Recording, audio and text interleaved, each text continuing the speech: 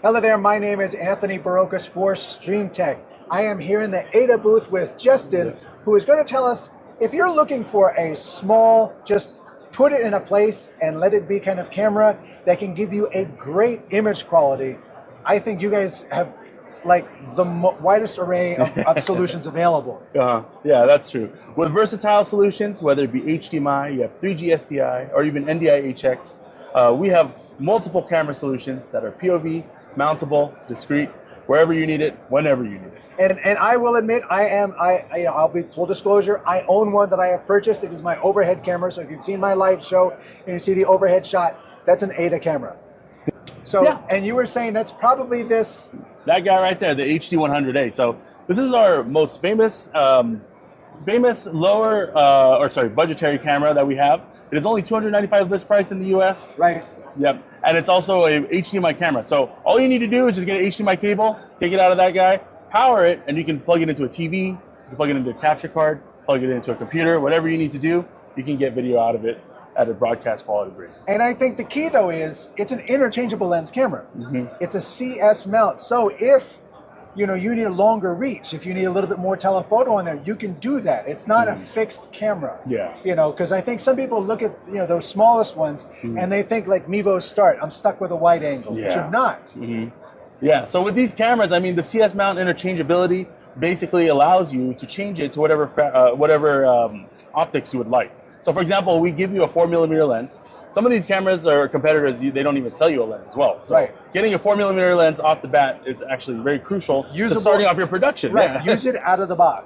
But then you also have, we also sell other lenses that you can use, whether it be wide angle or whether it be a little bit more telephoto, as you mentioned, or varifocal. Right. It's adjustable. Right. And you can use it in different shots as well. So it's like if you're moving your camera around, because sometimes people like to buy these cameras, set them in one place, but then maybe it's like, oh, I didn't like that shot. Maybe a different area. Right. You have that flexibility of being able to change it versus like you mentioned. Right. Well, and I changed, I use a varifocal lens, which basically means zoom lens. I use a varifocal lens because sometimes I'm highlighting something small. I want to zoom that shot in. Other times I've got two things next to each other. I reach up and I zoom it out.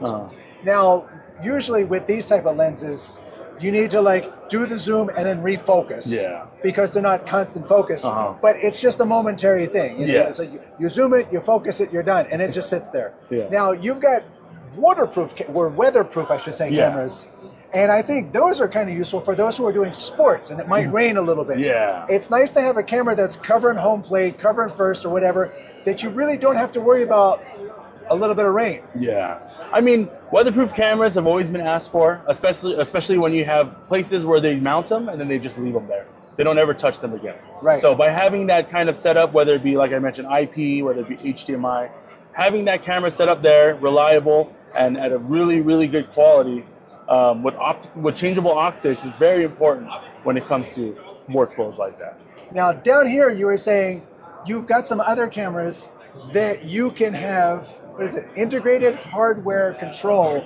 So you can go in and adjust the exposure, adjust the shutter. Yeah. I think that's important these days, especially if you're outdoors.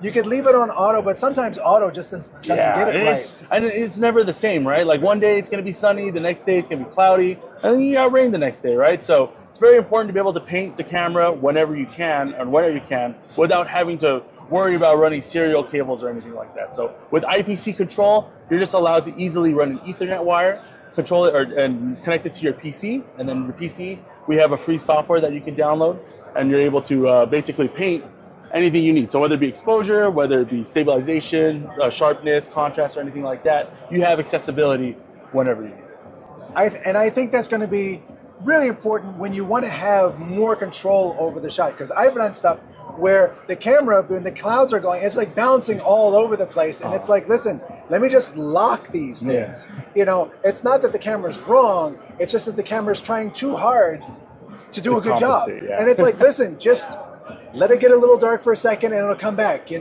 or the image is getting too bright when the cloud, it's just, here, just stay here. Yeah, it's a lot. It's a mess, especially if you're not able to go into those settings right away and change it.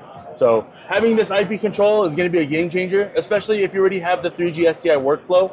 You can just easily add that IP control by swapping out the camera. All right, Justin, thank you very much for taking the time to walk us through some of the cameras here and the camera control. Of course, I appreciate it. Thank you. My name is Anthony Barocas for Stream Tech here at the AIDA booth at NAB 2024. Thanks for watching.